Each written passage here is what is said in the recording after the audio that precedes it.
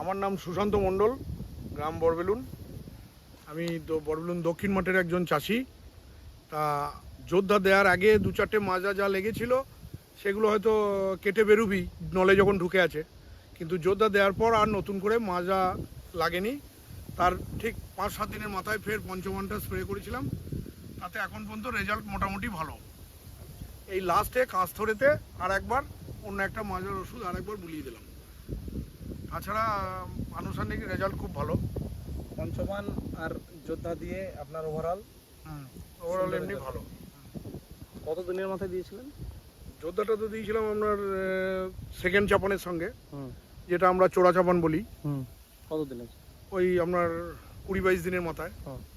আর তার 6-7 দিনের মাথাতেই পঞ্চমানটা স্প্রে করেছিলাম। তাতে করে রেজাল্ট ভালো।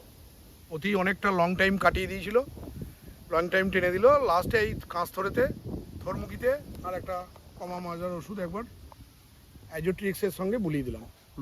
আমরা যেটা বলেছিলাম সেই অনুসারে আপনার জমিতে মিলে আছে তো? হ্যাঁ, জমিতে মিলেছে বা এমনি কাজও খারাপ নয়।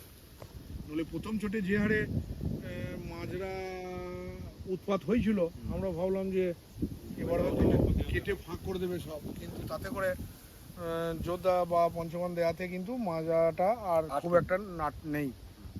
যে হারে ব্যাপক হারে রোয়ার পরই লোকের মাজায় কাটছিল, সে তুলনায় আমার কিন্তু অসুবিধা কিছু হয়নি। মাজার কাজ খুব ভালো হয়েছে।